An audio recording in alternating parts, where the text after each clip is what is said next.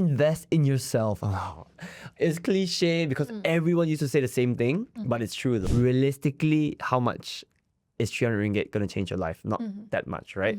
The reality of it is that there is so much out there, right? Make sure it's right for you. Yeah, don't just spend money blindly just because you have it.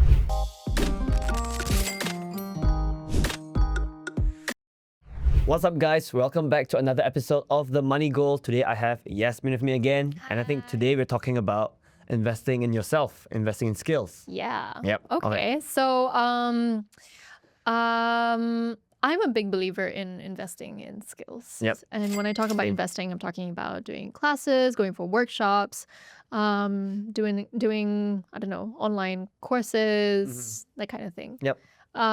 Like for me, for example, I've been learning Mandarin since I was 3 years old. And that's Since you're 3? Yeah, since I was 3. I thought you just started like 2 minutes ago. No. Okay, No. I've been learning since I was 3. Okay. And unfortunately, like I haven't gotten like any better since like I left university because a lot of my Chinese friends unfortunately don't speak Mandarin, they speak Cantonese. So next week's Money Goal in Mandarin. in Mandarin. All right. Yes, in Mandarin. See you guys. So I guess like that's just like that's a lifelong skill that I guess thankfully my parents decided to invest in for me on my behalf. And like obviously when I was younger at the time, I didn't understand how important it is. Yep. So now that I'm older, I do have regrets about like not continuing it after I finished university because like I just learned it in like a classroom setting. So I was actually thinking about like starting it again. Yeah. Yeah. And I think a lot of people, it doesn't even have to be a language, right? Language learning is like, it is a skill in of itself, but like there are so many other things to, you know, that you can invest in, right? With learning coding, Python, what else? Like you can do UX, non-monetizable UI, skills as well for mental health. Maybe it helps you focus on your job better, right? That's true. That's true. So there are a lot of ways. So yeah, what are your thoughts on that? Okay, so you know I'm in the personal finance space, right? I like to read up like blogs and stuff like that. Yeah. And there used to be this really cliche thing back then where people would write articles or make videos and they were like, what is the best thing to invest in? And I would watch the video, read the article, and I thought it was going to be like, oh, buy this stock or buy Bitcoin or something. And then they'll all be like, invest in yourself. Oh, it's cliche because everyone used to say the same thing, but it's true though. I think investing in yourself, especially when you're young, has very high potential for returns. Yeah. So I agree with it completely. I guess the most common angle that people look at it is from a monetizable skill kind of thing. Yeah. Where you learn, like you said, UI, UX, coding, graphic design. I think there's a lot of things these days that you can actually self-learn and then actually make a career out of it. So my brother studied law, didn't want to do the bar. He paid for a course to do digital marketing, and then now he's fully digital marketing. He's a freelancer. Yeah, I think he got a job, actually. He got a job for some foreign company earning in USD or whatever. I have a cousin, didn't go to uni because he thought it wasn't worth it. I mean, he's a bit younger. Again, digital marketing. He paid for a course, learned by himself, and then now he runs his own agency as well. Yeah. So definitely, I think investing in yourself, investing in a skill, it can pay off a lot. Yeah. Yeah. Do you treat learning as like a cost or an investment? Ooh, that's so deep. I mean, yeah. I mean, let's be real, it is a cost, but yeah. Yeah, it's both. It's both. It can pay off really well. Because if you look at it this way, right? I don't know how much my brother paid. Maybe it was like 3,000 ringgit for his course. 3,000 ringgit. I always say, yeah, you guys need to invest in ASB, invest in the stock market, but you're going to get what, 5%, 10% a year, which is 150 ringgit, 300 ringgit a year. Yes, it is, you know, eventually it compounds and stuff, but realistically, how much is 300 ringgit going to change your life? Not that much, right? Whereas if you build an entire career out of it, like my brother or my cousin has, the returns are way more. Yeah, it's way above any stock investment, crypto investment that you can make. So yeah, it is a cost that you have to pay out of pocket, but it can be an investment for the long run. No, absolutely. I think like you said, like it will pay off like in the long run, right? Like if you're paying for a course that's like 500 ringgit, and you get like a 5,000 ringgit raise because of that. Yeah. Well, that's worth it, right? Yeah. That's absolutely worth it. When I started creating YouTube videos, actually, I wasn't very comfortable speaking in front of cameras. Right. So I actually paid for this course by this YouTuber in the US about like how to speak confidently in front of cameras. Okay, right. I don't know if You it paid for worked that. though. Did it work? I think you it guys worked. let me know. I think it worked. Did it work? Do I look more confident? You guys didn't see me back then, I guess. And I guess like there are like smart ways to spend on skill learning, right? Yeah. Because like ideally you don't want to be just sort of like, I don't know, paying for like courses Getting scammed. willy-nilly and like being scammed, right? Yep, So exactly. like, do you have like any tips on how Yes. to do that? So, I think number one, make sure you can afford it, of course. Yeah. And that's a standard. Don't pay for things that you can't afford, basically. Yeah. I always like to do research before I buy a course. So let's say when I just got into trading, for example, I did a lot of free research first before deciding, which fits me, and stuff like that. Because most of the people selling courses, selling like, teaching you how to do things, they will give like free tidbits. It's not like I don't post any free content at all. It's only paid. So you can do that. But also another thing that I would say is that these days, you don't even have to pay for courses a lot or pay to upskill yourself. You can do a lot of things for free.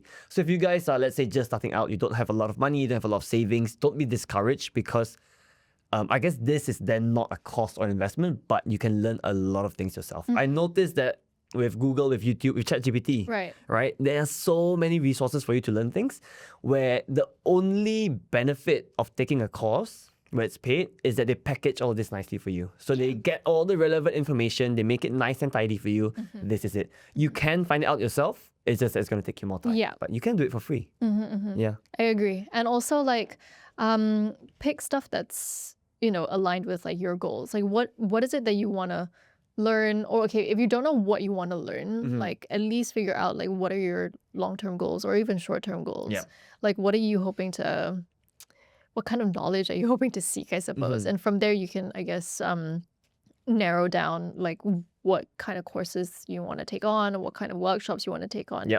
Because the reality of it is that there is so much out there, right? I mean, if you type in like Coursera alone, I don't know, have you ever heard of Coursera? Yes, I've done courses on Coursera before. Yeah, there you go. Yeah. There is so much on Coursera, right? There are so many different courses you can take that are so specific to like certain topics. And I mean, the reality is that you don't need to take 10 Coursera courses. Yep. You can narrow it down to like 2 or 3, or even just the one that you really, really want if you know what like your goal is lah, right? If you know what kind of stuff you're actually looking out for. Right? Yeah, that's actually a good point. I think there is another persona who wants to achieve something. Let's say they want to be good at programming, but they don't want to put the work into it. So they think the solution is to just keep buying multiple courses. And then this one doesn't work, I'll just buy another one. They don't want to put in the time to actually learn it. So they think that throwing money at it will work. But I think you have to put in the work eventually, which is why, so the Coursera course I did was on software development, so coding. I was learning Python actually. Okay. So I was in uni, it was winter break, everyone left to go home during Christmas and I was there alone. So I was like, okay, let me just let me see if coding is for me. Back then, I think coding was not a hot tech job. I think those guys weren't being paid as much as they are today. But I thought this is the future, But before I bought something, I thought, let me just learn for free. And I actually got on a free Coursera course about coding. Right. Not the full thing. I just wanted to see if it was for me. And it wasn't. So in the end, I just finished that. Hello world. And I was like, all right, this is not for me. I'm not going to pay for it. Yeah. But at least you tried. Yeah, exactly. Exactly. So I think those are the things that you want to do before you commit to buying courses, Make sure it's right for you. Yeah, don't just spend money blindly just because you have it. And how do you decide like which skill is worth investing in? Okay, so far in life, I'm very focused on career growth and making sure I can earn more. So those are the things I look towards. I wouldn't learn something that isn't so in demand, as in like a skill that is very in demand, because it wouldn't bring me any financial benefit. Yeah, I Right. was very shallow back then. Maybe in the future, like now, I took a course. I got a coach to teach me how to play golf because I Okay. suck at it. Right. It won't bring me any financial benefits, but Yeah. it gives me mental health. I don't get so angry at the course Yeah. anymore. I've gotten better at golf. All right. Okay. Okay. Well, so here's the first story for you. Okay. A few years ago, I paid 800 ringgit for a short Excel course. My friends told me it was a waste of money since you can just Google it. But I wanted to truly master it, not just know the basics. Okay. Within months, I became the go-to person in my department for data and reports. When a promotion opportunity came up, that skill gave me the edge, and with it, a 1,200 ringgit monthly salary increase. That one decision paid for itself in less than a month. Yep. It made me realize that learning is one of the best financial investments you can make. Unlike gadgets or clothes that lose value over time, knowledge compounds. Yep. Now I set aside a small budget every year for courses or certifications that can open new doors. How much do you currently budget for learning or skill building each year? And what's one new skill you can invest in this month to boost your income potential? You're exposing us. It's nothing. I don't know if I believe in like setting aside a budget for learning because like, Correct. for me, I feel like honestly, like I do this thing with like reading. I mood read. Yep. I really just like follow whatever it is that I'm feeling and like the kind of story that like I'm looking for, and then like I'll read it. But then like I'll go through a period where like I'm so immersed in like reading, and I eat books like Yep. literally 5 books like a month, 6 books a month. And then I go through periods where I'm like, you know what, I'm not feeling it so much. So Yep. Yeah. I think I'll start off by saying I'm a very curious guy. I love learning. So I learn a lot of things all the time. But I wouldn't say to myself every year I have to take one One course course. and I have to budget this amount for me to upskill myself. I think these things happen opportunistically. It happens when it happens. Like this person said, they took it an Excel course because they know their job needs Excel. Yeah. But it's not like next year, because I'm forced to take one course, I'm just going to learn PowerPoint. But if your Yeah. job doesn't need PowerPoint, then what's the point, right? that's true. So I think this person, they did the right thing. Learning Excel, it definitely paid off for them because their job requires Excel. But for someone like, for example, you don't really need Excel, right? Yeah. So I think these things, as and when the opportunity arises, I would. Maybe it is smart for you to set aside money for skill development, and then you don't have to force yourself to spend it. Just set it aside so that one day, if you need to learn a new course, at least you have the money saved up. Yeah. So you can do that. That's smart. But I would say don't have to force yourself to, pay to learn something new every year. Okay. Next story.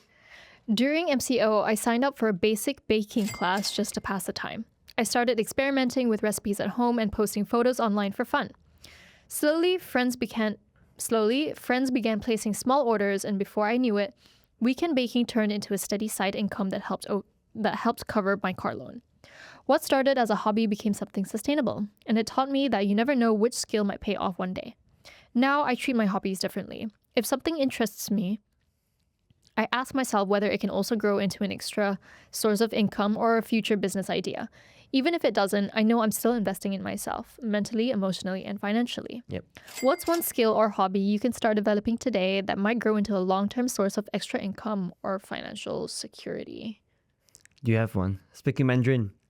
Honestly, yeah. It could. Yeah, You it can really even could. teach people Mandarin. Yeah, You could one day. teach. I mean, the reason why I carried Mandarin on into university was because like I took international relations as well. So like I had planned to become a diplomat. Oh, in Beijing. Yes, yeah, that would have been so sick. But I mean, the reality of Mandarin is that it's such a widely spoken language. Yep. Like you have what, a billion, literally a billion, and People, yep. yeah, more than a billion people speaking that language, and yet, it's still one of the hardest languages to learn. So I'm so thankful that my parents invested in, I guess, my basic Mandarin foundation when I was Yep. really, really young. But I mean, I've lost it. So that's something, I mean, out of all the things I can think of, that is the number one thing that like I would pick back up. And I would be willing to like As a invest side in thing. again. Yeah. Absolutely. I think for me, it's Creating content, actually. I think creating content, it teaches you a lot of things.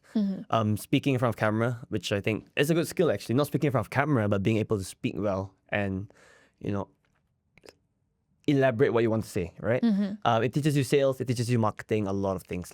But one thing I would say to this person is that even though it's nice for hobbies to turn into a side income, even though it's nice for hobbies to, you know, down the line earn you some money, you should have just hobbies. Because when hobby becomes work, it no longer becomes a hobby. Eventually, it won't be as fun as it once was. So it's good that your hobby is now earning you some side income, but I wouldn't say treat this for every single hobby you have moving forward, because then you will never have hobbies again. You know, baking is fun, but if I'm forced to bake because someone made an order of 100 cupcakes, it's not fun anymore. It's not fun anymore, yeah. So it's good what you're doing, but just balance it a bit. Yeah. Just balance it a bit. That's true. That's true. Alrighty. Well, all right. yeah, I think do you have closing anything? thoughts. Yeah. Investing in yourself, definitely one of the best ways to spend your money. I think don't force it though. Don't force it if there's no need for it. Yeah. Don't spend money blindly just because someone told you that. There's this sick course that I did. Exactly. Yeah. So be mindful with it. It is definitely a very good investment if you see the right opportunity. I think that's pretty much it. Absolutely. Cool. Hope you guys liked this episode. Nice talking to you again, Yasmin. See you guys in the next one.